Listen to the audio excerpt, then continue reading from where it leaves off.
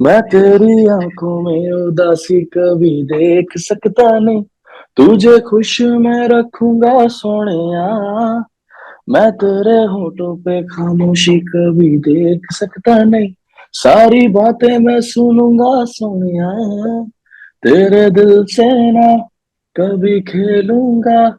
सारे राज अपने मैं तुझको दे दूंगा। दुनिया में कोई भी लैंग्वेज कोई भी जानता हूँ, सबको पता है सॉरी और थैंक यू का मतलब क्या होता है, और सबको पता है किंग का मतलब क्या होता है। तो मेरे को ये था कि यार लोगों के लिए लिखना है तो ऐसा नाम भी चुन लो जो सबसे ज्यादा कॉमन हो। तो अभी ज्यादा सर पे नहीं चढ़ने दे सकता मैं चीजें, क्योंकि बहुत सारी करनी है। अगर बहुत सारी मिल गई है तो बहुत सारी करनी भी है। मैम बहुत अच्छा सवाल पूछा। अभी रिसेंटली हुआ रैप 91 पहली बार स्पॉटिफाई ने एक शो कराया है, हम्म। और जिसमें बहुत अच्छा लाइनअप था हिप हॉप आर्टिस्ट का, और मेरा सेट था। मैं करा, और मैं जब नीचे उतरा हूँ तो जिन भी हिप हॉप आर्टिस्टों को मैं जानता हूँ दे केम टू मी सामने से, क्योंकि मैं बड़ा इगोइस्टिक जॉनर है। यहाँ पर ना हम अपफ्रंट प्रेज बहुत कम करते हैं एक दूसरे को। हाय किंग, कैसे हैं आप? और दिल्ली की सर्दी कैसी लग रही है? जी मैं एकदम बढ़िया, और मैं बहुत ज्यादा ही खुश हूँ कि मैं फाइनली दिल्ली आ गया हूँ, और दिल्ली की सर्दी महसूस कर पा रहा हूँ, क्योंकि बहुत याद आ रही थी। हम्म। लेकिन फिलहाल जूम में आपने जिस तरह के कपड़े पहने, वो मैं आपको बता दूं कि दिल्ली में ये नहीं चलेगा।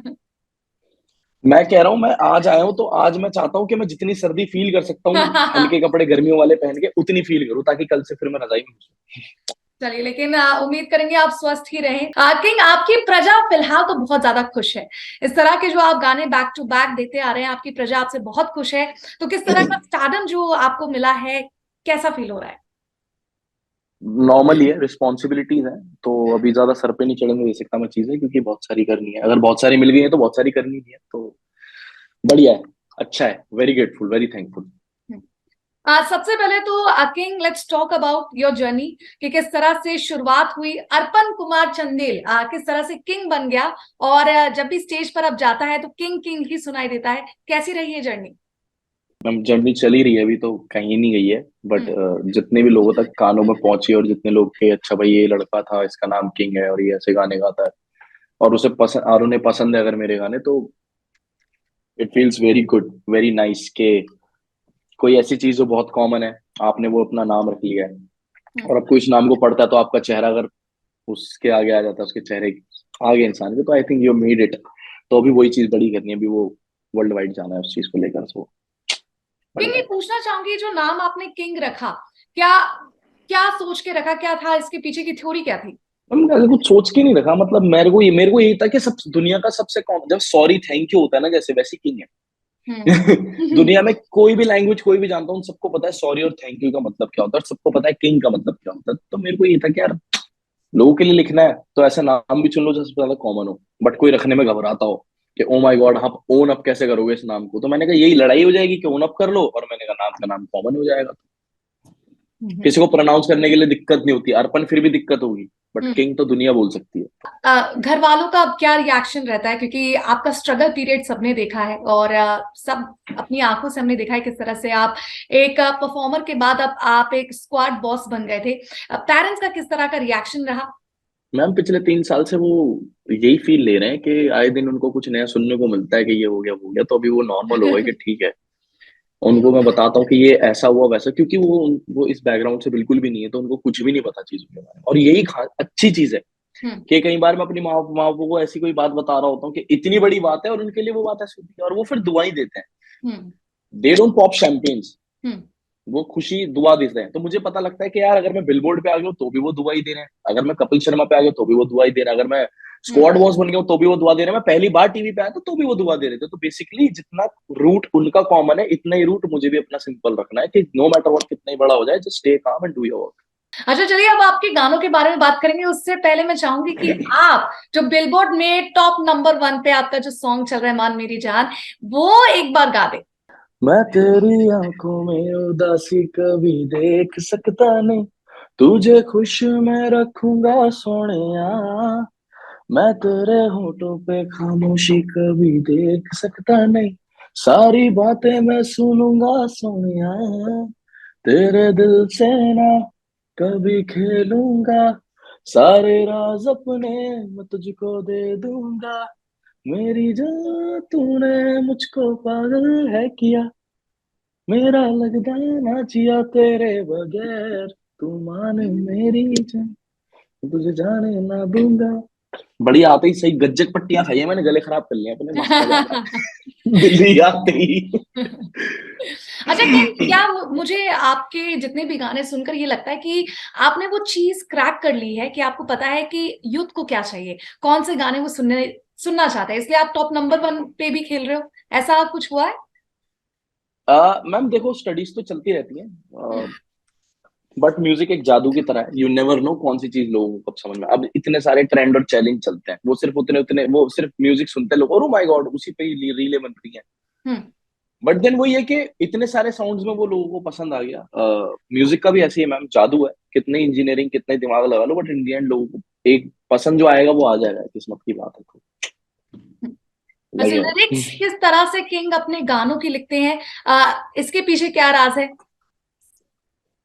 मैम इसके पीछे अगर कोई राज होता तो मैं जरूर नहीं बताता, बट इसके पीछे कोई राज है नहीं। लेकिन सिंपल हर सी एक चीज है सिंगर और आसपास रैपर में। का एक जोन होता है ना कि गाड़ी चलाते समय कभी कोई लिरिक्स याद आ गया, या पार्टी करते समय कोई लिरिक्स याद आ गया, आपके साथ कुछ ऐसा होता है? मैम पार्टीज में करता नहीं, हाँ मैं गाड़ी चलाने का बड़ा शौकीन हूँ रातों को, बट मेरे को मैम कभी भी किसी भी ऑड टाइम इस पे लिरिक्स आ जाते हैं मेरे दिमाग में, या मैं लिखने बैठता हूँ, जब मैं करने बैठता हूँ मेरे को तभी आ जाते हैं, तो तभी कर देता हूँ। ऐसा कुछ नहीं है, तो मतलब इतना टाइम करते करते ये है कि अब मैंने इस तरीके से कि जब जो मन है, अगर मैं दुखी हूं तो मैं खुशी के बारे में लिख सकता हूँ, इतना मैंने कर लिया है अपने आप को तैयार। हम्म। तो ठीक है, जब आता है जब फील आती है तब लिख देते हैं। तो किंग का मानना है कि गानों में अगर गानों को हिट करवाना है तो जरूरी नहीं कि उसमें फ्लेक्स किया जाए।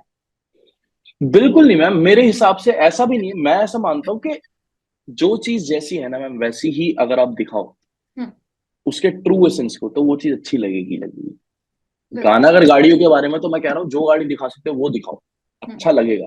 हम्म। तो उसमें खाली पीली रोड पे खड़े होकर आप गाने के बारे में बात करो, गाड़ी के बारे में, गाड़ी नहीं है तो फिर अच्छा नहीं लगेगा। तो वैसे ही मेरा ऐसा मानना है कि गाने का एसेंस होना बहुत जरूरी है, और हर आर्टिस्ट को अपनी क्रिएटिवली अंदर होना चाहिए, डायरेक्टर्स और डीओपीज के साथ जब वो बैठता है, स्टोरी लाइन जो बनती है कि क्या वो क्या फील करता है, और ट्रू एसेंस। क्योंकि बहुत सारे ऐसे गाने में अगर आप कोल्ड प्ले को सुनो या इनको सुनो, तो इनके लिटरली गाने जो बिलियंस में, वो ऐसे गाने कि ये उठते हैं स्लो मोशन में, बस चल रहा है बीच के पास, और वो गाना 500 मिलियन 600 मिलियन बिलियन टपा हुआ है, हम्म। कुछ भी नहीं है उस वीडियो में। हम्म। सो लिरिक्स हैं, जब दिखाने को कुछ भी नहीं है तो बताने को बहुत कुछ है।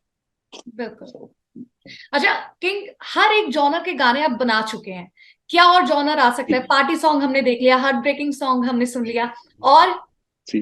कोई जॉनर आपने सोचा है कि नेक्स्ट आप बूम हाँ करने मैम, वाले हो? हाँ नेक्स्ट मैं कुछ कुछ अलग और करने वाला हूँ, अभी वो सरप्राइज है और बहुत जल्द कुछ खतरनाक होने वाला है। कैसे, मैं भी कहीं बड़ा पर कोई एक्साइटेड हूँ। हिंट नहीं मिलेगा? कोई हिंट नहीं है, जब तक मैं खुद क्रिएट नहीं कर लेता। मैं हिंट तो क्या, मैं अब सीधा उसकी कुछ भी हो सकता है, मतलब मैं बड़ा एक्साइटेड उस चीज को लेके, क्योंकि वो मैंने कभी छुई भी नहीं। और जैसे मैं आता हूँ एक हिप हॉप फैमिली से आता हूँ, और like I do pop as well. तो बट लोगों ने मेरे को एक रैप शो में देखा था, तो एक मैं हिप हॉप फैमिली से भी आता हूँ, मैं सुनता आया हूँ, तो लोगों के मैं कुछ डिफरेंट होने वाला है, मतलब जो मैं करने वाला हूँ अभी, तो मेरे को ऐसी बस चुल उठ रही है करने की, तो मैंने कहा चलो करते हैं, तो देखेंगे।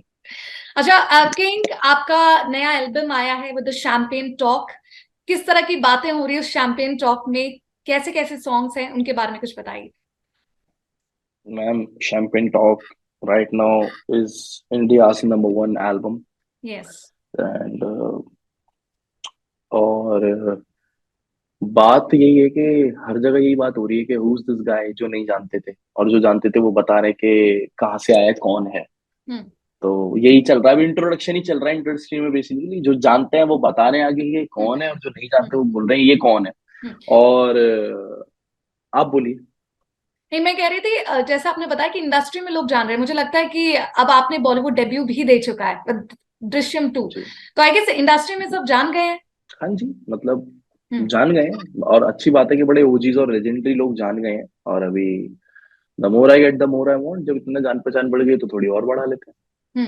अच्छा, किससे एक्सपेक्ट था इंडस्ट्री में आने के बाद, किससे एक्सपेक्टेशन था कि कभी आके वो मुझे प्रेज करें तो मुझे अच्छा लगेगा, कुछ ऐसा हो गया? मैम बहुत अच्छा सवाल पूछा, अभी रिसेंटली हुआ रैप 91 पहली बार स्पॉटिफाई ने एक शो कराया है, हम्म। और जिसमें बहुत अच्छा लाइनअप था हिप हॉप आर्टिस्ट का, और मेरा सेट था, मैं करा। और मैं जब नीचे उतरा हूँ तो जिन भी हिप हॉप आर्टिस्टों को मैं जानता हूँ दे केम टू मी सामने से, क्योंकि मैं बड़ा इगोइस्टिक जॉनर है यहाँ पर ना, हम अपफ्रंट प्रेज बहुत कम करते हैं एक दूसरे को। हम्म। तो मैं तो शुरू से रहा हूँ, खैर मेरी आदत है, बट मैंने आसपास देखा नहीं, तो आज वो मतलब उस दिन वो सारे, मैं नीचे उतरा और वो सारे एक एक करके आए और उन सबने मुझे प्रेस करा, दे सेड, कई आर्टिस्टों ने, मैं नाम नहीं लूंगा, काफी अच्छे बड़े आर्टिस्ट हैं, उन्होंने मेरे को बोला कि you have open a door for so many people. मानो या ना मानो, आपने करा है। और उन्होंने ये बात भी बोली कि आप जो कर रहे हो, आपने जो भी शो पे करा है, जिस तरह के आप परफॉर्म करते हो, the kind of performer you are so inspirational. तो मुझे बहुत अच्छी चीज लगी कि यार लोग एक्सेप्ट करने बैठे हैं, अब बस एक वो पॉइंट पे रीच करना पड़ता है जब आपको लोग एक्सेप्ट, आपको अप्रिशिएट करना शुरू कर देते हैं। तो I think like I have touch that level के अब लोग अप्रिशिएट करते हैं सीन के, और सारी चीजें हैं। बट मैं, मेरा फोकस यही है कि मुझे लोगों के लिए गाने बनाने हैं, नो मैटर व्हाट, प्रेज हो ना हो, तो कोई दिक्कत वाली बात नहीं है। लोगों को अगर पसंद आ रहा है और फिर भी अगर नंबर 1 जा रही है एल्बम, तो इसका मतलब कुछ तो ठीक कर रहा हूँ मैं। बिल्कुल। अच्छा, दृश्यम 2 के बाद बॉलीवुड में आपको ऑफर्स आए दैट इस मूवी के भी आपको अब आवाज देनी है, अपनी आवाज देनी है after working with Ajay ma'am Devgan? Right, ma'am I have all the big offers right now on my table. और मेरे पास सच, मैं अपना इंडिया टूर कर रहा हूँ, सच में टाइम नहीं है, तो हमने दिसंबर 31 खत्म होते ही मैं बैठूंगा, और अगले साल जितने भी आप बी टाउन में बड़े गाने और जितनी भी बिग बजट मूवीज उन सब में अपने गाने हैं। तो जहां तक कोशिश होगी, जैसे कि मेरे को टाइम मिलेगा, बना बना के दूंगा, और वो सारी चीजें आएंगी। तो या shout out to my team. Last पे एक सवाल है किंग आपसे, जो मेरा नहीं है, आपके फैंस का है, कि किंग इतने अच्छे गाने गाते हैं, उनके गाने यू कनेक्ट कर पाते हैं, कभी हार्ट ब्रेकिंग होता है, क्या किंग फिलहाल सिंगल है या मिंगल है, क्या सिचुएशन है?